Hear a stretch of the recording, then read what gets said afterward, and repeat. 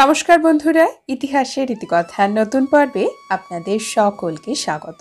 বন্ধুরা, আজকের পর্বে আমরা জানব সরস্বতী পুজোর অত্যাবশ্যকীয় একটি উপকরণ, সেটি হলো আম্রমুকুল। আমের মুকুল সরস্বতী পুজোতে অবশ্যই প্রয়োজন হয়। এছাড়াও আরও বেশ কিছু উপকরণ যেমন পলাশ ফুল, এছাড়া অভ্র এবং আবির, এই সামগ্রীগুলো সরস্বতী পুজোতে অত্যাবশ্যকীয়। বলা হয় এগুলো ছাড়া পুজো সম্পন্ন হয় না। আজকের পর্বে আমরা জানব সরস্বতী পুজোর সঙ্গে আমের মুকুলের কি সম্পর্ক, সরস্বতী পুজোতে কেন আমের মুকুল প্রয়োজন হয়।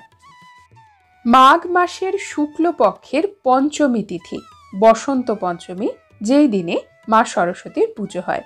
এই উৎসব আনন্দের উৎসব, এই উৎসব রঙের উৎসব।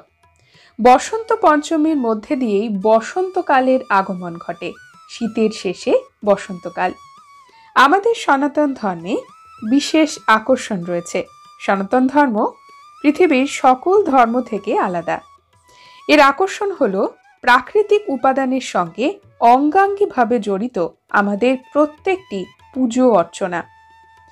বিভিন্ন কারণে আমাদের প্রাচীন গ্রন্থে উদ্ভিদ এবং প্রাণীদের উল্লেখ হয়েছে অসংখ্যবার, এবং তারা সরাসরি দেবী বা দেবতার সঙ্গে সম্পর্কিত, কারণ তাদের গুণাবলী সেই দেবী এবং দেবতার গুণাবলীর সঙ্গে সম্পর্কিত।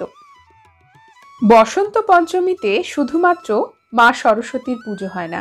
দেবী সরস্বতী বিদ্যা, বুদ্ধি, জ্ঞানের দেবী, প্রজ্ঞার দেবী। দেবী সরস্বতী সঙ্গীত এবং শিল্পকলার দেবী। তার সাথে সাথে মা লক্ষ্মীরও পুজো হয় বসন্ত পঞ্চমীতে। মা লক্ষ্মী সৌভাগ্য সমৃদ্ধির দেবী। এছাড়াও এই দিনটি মদন পঞ্চমী নামে পরিচিত, অর্থাৎ রতি কামদেবের পুজো হয়। রতি এবং কামদেব হলেন প্রেমের দেবী এবং দেবতা। রতি হলেন কামদেবের স্ত্রী। সনাতন ধর্মে উর্বরতার দেবতা, সন্তানের দেবতা বা প্রেমের দেবতা হলেন কামদেব। বসন্ত পঞ্চমী তিথিতে কামদেবেরও পুজো হয়ে থাকে।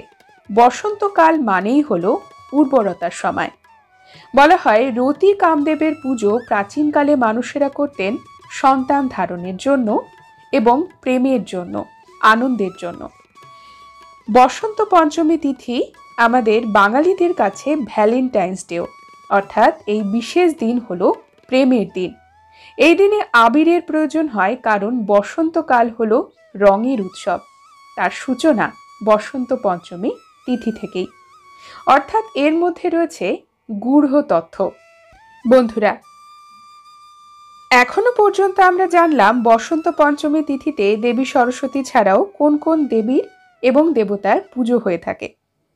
আমাদের হিন্দু ধর্মে বিশেষ কিছু গাছ রয়েছে যার গুরুত্ব অপরিসীম।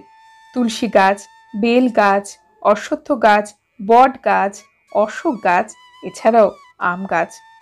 প্রত্যেকটি উদ্ভিদের সঙ্গেই রয়েছে ঈশ্বরের সম্পর্ক। আজকের পর্বে আমের মুকুল নিয়ে আমরা কথা বলছি। যে কোনো হিন্দু ধর্মের পুজোতে কলস স্থাপন করা হয়, ঘট প্রতিষ্ঠা করা হয়। তার জন্য আম পাতার ব্যবহার সর্বাধিক বাঙালিদের মধ্যে। আম পাতার অভাবে আমরা পান পাতাও ব্যবহার করি। এটি হলো দেবী লক্ষ্মী প্রতীক। আম এবং তার পাতা দেবী লক্ষ্মীর সঙ্গে সম্পর্কিত। বসন্ত পঞ্চমীতে মা লক্ষ্মীরও পুজো হয়। এছাড়াও শিব এবং মা পার্বতীর পুত্র দেবতা মুরুগান, অর্থাৎ কার্তিক এবং গণেশের সাথেও আম যুক্ত। উভয়েই আমের অনুরাগী, এবং কিংবদন্তি অনুসারে শোনা যায় মুরুগান অর্থাৎ কার্তিক দেব তার ভক্তদের সমৃদ্ধি এবং উর্বরতার জন্য আমের পাতা তোরণ হিসেবে নিজেদের ঘরে লাগাতে বলেছিলেন। এই কারণে হিন্দু উৎসবে দরজা জানালায় আমরা আম পাতা ঝুলিয়ে রাখি। তার কারণ এটি নেতিবাচকতা, নেগেটিভিটি দূর করে পজিটিভিটি তো নিয়ে আসেই, আধ্যাত্মিক শক্তিকেও অনেক গুণ বাড়িয়ে দেয়। আমের আরও একটি গুণ রয়েছে, সেটি হলো বৈজ্ঞানিক গুণ। এই গুণটি হলো আম গাছ এবং তার পাতা কিন্তু প্রচুর পরিমাণে অক্সিজেন সরবরাহ করে এবং কার্বন ডাই অক্সাইড শোষণ করে। বৌদ্ধ ধর্মেও আমের উল্লেখ রয়েছে। একটি গল্প অনুসারে একজন সন্ন্যাসী ভগবান বুদ্ধকে একটি পাকা আম অর্পণ করেছিলেন। আমে রয়েছে প্রচুর ক্ষমতা। বলা হয় আম সন্তান ধারণের ক্ষমতার প্রতীক। এটি বৌদ্ধ ধর্মেও প্রযোজ্য এবং উর্বরতা বৃদ্ধি করে।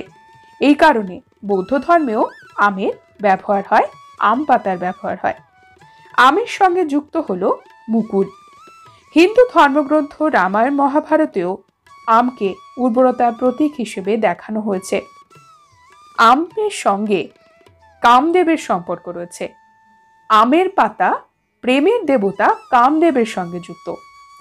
কামদেবের ছবিতে আমরা দেখি কামদেবকে আখের তৈরি ধনুক ব্যবহার করতে, এবং তিনি ধনুকে যে বাণ ব্যবহার করেন, তীর ব্যবহার করেন, সেই তীরে আমের মুকুল জড়ানো থাকে। অর্থাৎ সরাসরি কামদেবের সঙ্গে জড়িত রয়েছে আমের মুকুল, যা প্রেম এবং উর্বরতার সঙ্গে সম্পর্কিত বা প্রতীকও বলতে পারেন। এই কারণে বহু স্থানে দেখা যায় কামদেবের গল্পে প্রেমের দেবতা যিনি, তিনি কোথাও কোথাও তার ধনুক যে ব্যবহার করতেন সেটি আখের তৈরি তো হতোই, আবার আম কাঠ দিয়েও তৈরি হতো। আমাদের হিন্দু ধর্মে প্রত্যেকটি অনুষ্ঠান এবং পুজো পার্বণে সেই সময় যে ফুল ফল প্রাকৃতিকভাবে তৈরি হয় সেটি ব্যবহার করা হয়। প্রথমে সেই দেবী এবং দেবতাকে দেওয়া হয়, তারপরে আমরা সেটিকে গ্রহণ করি। আমের ক্ষেত্রেও তাই। আমের মুকুল যেহেতু এই সময় হয়, এই কারণে আমের মুকুলের ব্যবহার হয়। এবং এই দিনটি শুধুমাত্র মা সরস্বতী নয়, মা লক্ষ্মীরও পুজো, মদন পঞ্চমী হওয়াতে রতি কামদেবেরও পুজো। এই কারণে সমগ্রভাবে আমের মুকুল সরস্বতী পুজোতে প্রয়োজন হয়। বন্ধুরা, আজকের পর্ব এই পর্যন্তই। পরবর্তী পর্বে নতুন একটি বিষয় নিয়ে আপনাদের সঙ্গে কথা হবে। ততক্ষণ সকলে সুস্থ থাকুন, ভালো থাকুন, আর পুরো ভিডিওটি দেখার জন্য আপনাদের অসংখ্য অসংখ্য ধন্যবাদ।